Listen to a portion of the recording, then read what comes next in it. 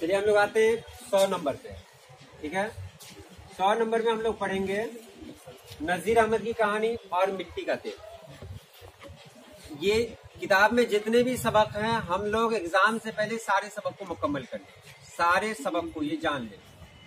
जरूरत पड़ेगी एक दिन 5-5, 6-6 सबक पढ़ेंगे, लेकिन जितने भी सबक हैं सबको मुकम्मल कर लेंगे। तो नजीर अहमद की कहानी ये क्या है? खाका। ये खाका है, इसको खाका निगारी कहते हैं। इसके लिखने वाले हैं मिर्जा फरतुल्लाह बेग। एक बात याद रखिएगा, कुछ लोग जो कंफ्यूज करते हैं, डिप्टी नजीर अहमद का ताल्लुक किससे है? नॉवेल्स से। और मिर्जा फरतुल्लाह बेग का ताल्लुक किससे है? खाका से। एक सवाल आया था, डिप्टी ये मिर्जा फरतुल्लाह बेग का ताल्लुक किससे है, ये डिप्टी नजीर अहमद का ताल्लुक किससे है? तो कहा गया कि नॉवेल से है। सही था जवाब या गलत था? सही था, लेकिन लोगों ने कहा कि यही जवाब गलत है, जबकि यहाँ अपने उस्ताद के बारे में लिख रहे हैं। नजीर अहमद उर्दू के पहले नॉवेल निगार, उर्दू के पहले नॉवेल निगार है नजीर अहमद, जिनकी आई थी नबातुल नाश, मीरतुल उरूस, तौबतुन नसू इनके नॉवेल है। और इनके शागिर्द थे मिर्जा फरतुल्लाह बेग। फरतुल्लाह बेग ने ये खाका लिखा और ये खाका बहुत मशहूर हुआ। फरतुल्लाह बेग के बारे में क्या जाने का वो सब है, अब उसमें जाने की जरूरत है। जो खास बात है वो आपको बता दिया जाता है कि इसमें जो 2-3 आदमी काम कर रहे हैं। 3 कौन कौन है? मियां दानी और मियां रजा और फरतुल्लाह बेग। तो मियां रजा को सबसे लास्ट में रखते हैं क्योंकि कुछ ही दिन रहे, उसके बाद चले गए। जो 2 हैं, कहा गया है कि मदरसे मतलब इनके साथ डिप्टी नजीर अहमद के पास पढ़ने के लिए पहुंच जाते थे, फरतुल्लाह बेग जाते थे। फरतुल्लाह बेग के साथ ही कौन थे? मियां दानी। तो फरतुल्लाह बेग और मियां दानी के बारे में अब यहाँ से जान ले कि इन लोगों को तालीम का बहुत शौक था, बहुत शौक था कि हम तालीम हासिल करें। और तालीम हासिल करने का जज्बा ये था कि चाहे जो भी हो हम तालीम हासिल करेंगे। वो उस जमाने की रवायत थी।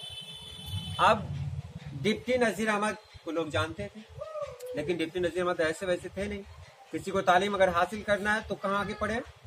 मेरे यहाँ आकर पढ़े। और कितना आदमी तालीम हासिल कर रहे हैं? सिर्फ 3 आदमी। याद रखिए, क्योंकि उनकी वो बिजनेस नहीं थी। ये चाहते थे कि इल्म का फरोग हो, लोगों को इल्म दे। तो सिर्फ 3 आदमी पढ़ते थे, जिसमें मियां रजा भी कुछ दिन के बाद चले गए।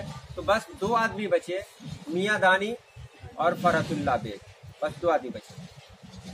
इन लोग के बारे में ये है कि खाका निगारी में कहा गया है कि खाका निगारी कहते हैं स्केचिंग को।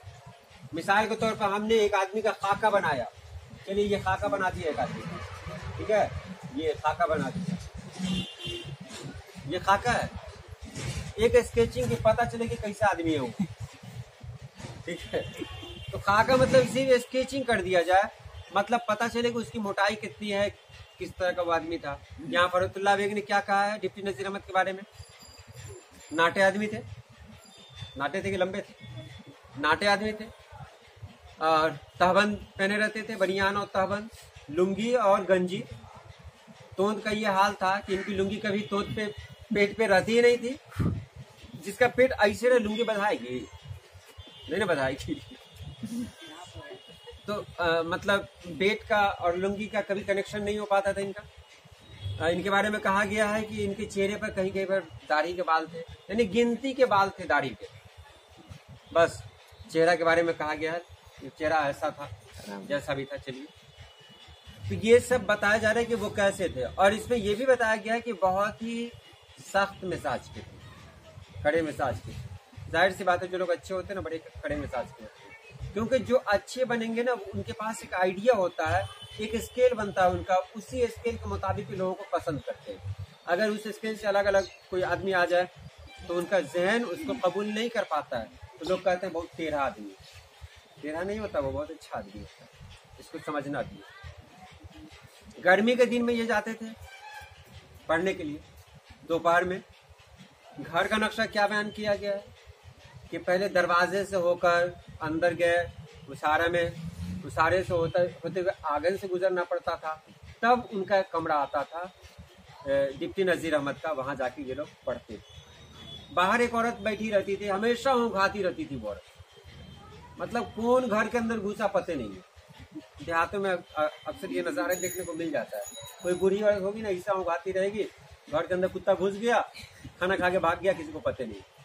वही सीन वहाँ का एक औरत है, हमेशा मतलब उसकी आंख बंदे रहती, बाहर बैठी रहती वो, और ये जाते वहां पढ़ने के लिए। पढ़ने का ये था कि मियाँ दानी नज्म को नस्र की तरह पढ़ते थे। देखिएगा उसमें मियाँ दानी नज्म को नस्र की तरह पढ़ते थे। नज्म को पढ़ने का तरीका है, जैसे कोई नज्म हम पढ़ते हैं, सारे जहां से अच्छा हिंदुस्तान हमारा, हम बुलबुले हैं इसकी ये गुलसितां हमारा। पढ़ दिया नहीं? ये नज्म पढ़ने का तरीका है, दोनों के बीच में गैप हो। अब इसको नज्म की तरह कैसे पढ़ेंगे?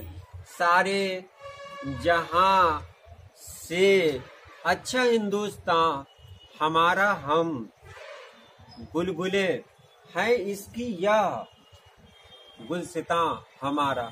समझ में आई ये बात? तो वो नज्म को जब नस्र की तरह पढ़ते थे, ये बात इनको बुरी लगती थी। तो मियाँ दानी साहब क्या करते थे? नज्म को नस्र की तरह पढ़ते थे, और ये जो फरतुल्लाह बेग थे, ये एराब की गलती कर दिया करते थे।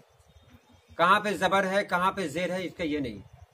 मशरिक, मशरक, अरब, अरीब, मिसाल बता रहे हैं। तो एराब की गलती यानी जबर जेर की गलती, कि वो मतलब कोई लफ्ज है सबक, तो इसको पढ़ सकते हैं सिबक। तो इस तरह की गलतियां होती थी फरतुल्लाह बेग से, ये दोनों की गलतियां। और अक्सर इस पर मतलब टोका भी जाता था इनको, कहा भी जाता था इसको तुम ये कर लो। एक बार तो बहुत गुस्सा में आए और कहा बेटा ऐसा करो, मेरी बात मानो, बगल में एक है पढ़ाने वाले, पहले जाओ वहाँ से इब्तदाई जो तालीम होती है पहले वहाँ से हासिल करो, और उसके बाद काली बाग नाम दिया हुआ है इसमें, वहाँ से तालीम हासिल करने के बाद आओ तब मेरे पास पढ़ो। ये लोग जाने वाले ना तो है नहीं, कमाल है, गलती भी कर रहे हैं और जाने का नाम भी नहीं दे रहे। एक दिन जब गलती हुई तो डिप्टी नजीर अहमद उस दिन तो पता नहीं और कुछ और भी गुस्सा रहा होगा इनको, कि इतने गुस्से हुए कि किताब को फेंक दिया, कहा निकल के जाओ यहाँ से। शागिर्द नहीं हो गए कि उस्ताद के उस्ताद हो गए, तुम जाओ, तुमको यहाँ नहीं पढ़ना है। बहुत ही किया, लेकिन इसमें मिर्जा फरतुल्लाह बेग और मियाँ दानी ऐसे हैं, क्या कह रहे हैं कि आप मुझे धक्के मारकर भी निकालिएगा तो मैं नहीं जाने वाला,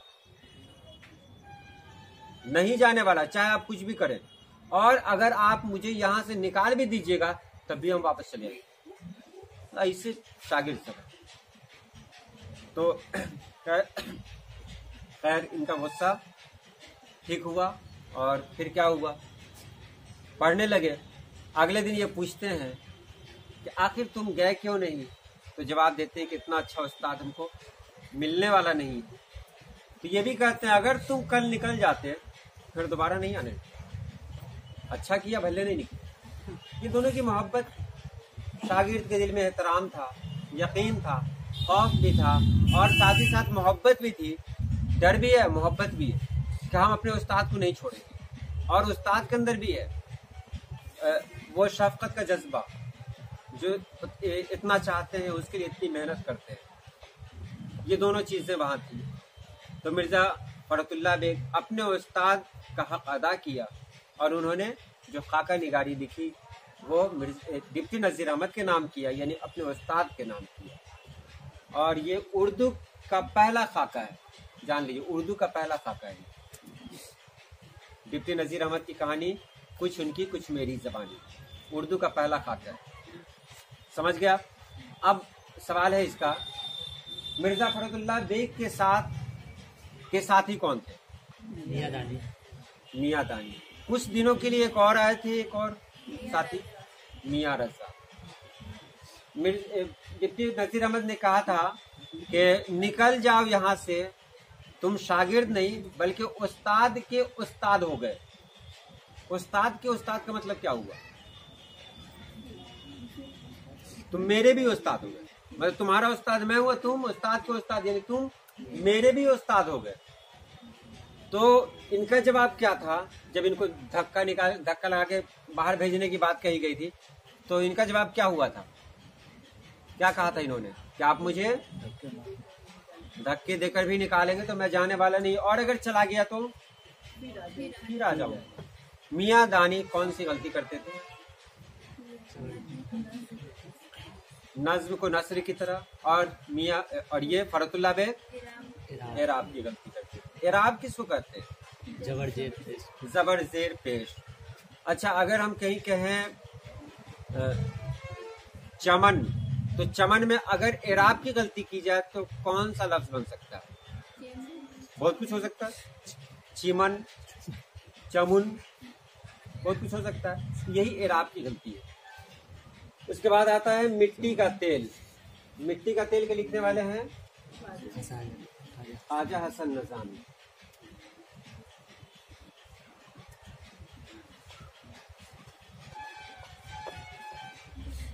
ख्वाजा हसन नज़ामी को का नाम पता है? अल्लामा इकबाल ने दिया था और बहुत मशहूर हुए थे। 1878 में पैदा हुए और 1953 में इनका इंतकाल हुआ।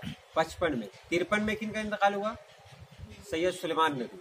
ये दोनों कंफ्यूज हो जाते हैं लोग, हम भी कंफ्यूज हो जाते हैं। 53 में सैयद सुलेमान नदवी और 55 में ख्वाजा हसन नज़ामी। ठीक है। सैयद सुलेमान नदवी का इंतकाल तो कराची में हुआ और इनका इंतकाल दिल्ली में हुआ। सैयद सुलेमान नदवी का इंतकाल कराची में हुआ और इनका इंतकाल दिल्ली में हुआ। हाँ, ये ख्वाजा हसन नज़ामी दिल्ली में ही पैदा हुए और इनका इंतकाल दिल्ली में ही हुआ। सैयद सुलेमान नदवी बिहार में पैदा हुए और उनका इंतकाल कराची में हुआ। ये बोलने का मतलब था मेरा। वो पढ़ना है आपको, इसलिए हमने जोड़ दिया। दोनों में पढ़ना है, आगे आपको वही पढ़ना है इंशाअल्लाह। कल वही पढ़ेंगे हम लोग। तो चलिए, तो यहाँ इन्होंने मिट्टी का तेल कहा गया है। मिट्टी का तेल किसको कहते हैं? कि ऐसा कोई तेल बनता है जो मिट्टी को पीस के बनाया जाता हो। जैसे हम सरसों का तेल बनाते हैं ना, सरसों को पीस के बनाए थे, तो मिट्टी का तेल कैसे आता है? हाँ, मिट्टी का तेल मिट्टी से नहीं बल्कि जमीन के अंदर से निकलता है और हर जगह से नहीं निकल सकता। अब जमीन के अंदर कुदरत ने बहुत सारे खजाने दफन किए, बहुत सारे, जिसमें एक मिट्टी का तेल है। सबसे पहले बात वहां से शुरू करते हैं कि हम सभी इंसान 4 अनासिर से बनाए गए हैं। वो 4 अनासिर हैं हवा, पानी, मिट्टी, आग। ये चारों चीजें हमारे अंदर मौजूद हैं। इन 4 चीजों में अगर सबसे कमतर कोई है तो वो मिट्टी है। कमतर क्यों है? हवा आती है तो मिट्टी को उड़ा कर ले जाती है, पानी आता है तो मिट्टी को बहा कर ले जाता है, यहाँ तक कि आग भी मिट्टी को जला देती है। इतनी कमतर है। मिट्टी कभी किसी का नुकसान नहीं करती। हमेशा हम लोग अपने पांव से मिट्टी को रौंदते हैं, अपने पांव से मिट्टी को रौंदते हैं। पांव जमीन, पांव के नीचे रहती है ये चीज मिट्टी। लेकिन इस मिट्टी के अंदर कुदरत ने बहुत सारे खजाने दफन किए हैं। उन खजानों में नाम बताइए तो क्या क्या है? सोना, चांदी, हीरा, मोती, पेट्रोल, डीजल, और उसी में एक है मिट्टी का तेल। मिट्टी का तेल ये 100 साल पहले की बात है। तो हम लोग जो पढ़ रहे हैं ना, तो आप लोग सुनिए कि हम लोग 2020 में न रह के 1920 के हिसाब से पढ़ते हैं। 1920 के हिसाब से 100 साल पीछे चले जाते हैं। और तब देखिए, बिजली भूल जाइए, मोबाइल भूल जाइए आप लोग, ठीक है? रिकॉर्डिंग तो हो रहा है लेकिन भूल जाइए इसको। 1920 में मिट्टी के तेल की अहमियत क्या हो सकती है? जहां भी रोशनी हो तो किस चीज से? मिट्टी के तेल से। अब चमेली है, मोतिया है, ये बहुत सारे जो तेल हैं जो खुशबूदार हैं, उससे भी ज्यादा मिट्टी का तेल अहम है। क्यों है? अपनी खूबी की वजह से, क्योंकि ये रोशनी देता है ये तेल। अब एक सवाल और भी है, हमारे यहाँ मिट्टी का तेल कहाँ बटाता है? डीलर के पास। कभी देखा है कि नारियल तेल का डीलर हो? नहीं है। देखा बनफूल तेल का डीलर हो? बनफूल एक तेल है, बहुत ये है। क्यों कार्पिन हो, आलमंड, ऐसा कोई डीलर है? नहीं है। लेकिन मिट्टी के तेल का डीलर है कुछ जमाने में था, क्योंकि ये बहुत अहम है। और ये खास मतलब एक खास लोगों को खास मिकदार में दी जाती है। ये नहीं कि जो गया जितना गया उतना लीटर ले लिया, उसका फिक्स है। 100 साल पहले के हिसाब से इसको बताते हैं। क्या 50 ग्राम में 1 लीटर, 50 ग्राम में 1 लीटर मिले। हाँ चलिए, तो उसके बाद इसमें कुछ और चीजें हैं। मिट्टी का तेल बहुत अहम है। मिट्टी के तेल के साथ लोग बहुत बुरा रवैया अख्तियार करते हैं। ये पाँव से रौंदी जाने वाली चीज है, लोग इसको पाँव से रौंद देते हैं। कोई है वकील, वकील पाँव से रौंद देते हैं उसको। वालेकुम सलाम। एक पानी क्या ले आइए, कोई बात नहीं, ये सब आना चाहिए। तो अब ये है कि एक नाम आता है इसमें, जो मिट्टी के तेल का ताजिर था वो कौन था? रॉकफेलर। अमेरिका का एक ताजिर था रॉकफेलर। उसने सबसे पहले क्या किया था? मिट्टी के तेल की तिजारत की। मिट्टी के तेल की तिजारत की, वो देखते देखते बहुत अमीर बन गया। मिट्टी का तेल उस जमाने में तो अहम था ही, आज भी बहुत अहम है।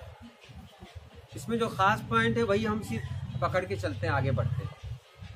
रॉकफेलर कौन था? तो जवाब मिल गया होगा।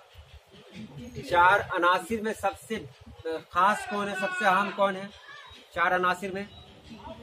मिट्टी का तेल। मिट्टी का तेल नहीं, मिट्टी। हाँ, क्योंकि हम लोग मिट्टी से बने हैं, मिट्टी के तेल से नहीं बने। ठीक है। हाँ, उसमें मिट्टी के साथ दुनिया क्या सलूक करती है? पैरों से रौंदती है। उसके बाद चंबेली, मोतिया, बेला और भी बहुत सारे तेल हैं। उनसे ज्यादा अहम मिट्टी का तेल कैसे है? क्योंकि वो सबको रोशनी देती है, सबको रोशनी देता है। तेल मुज़क्कर है। हाँ चलिए आगे। मिट्टी का तेल बिल्कुल बेज़रर है।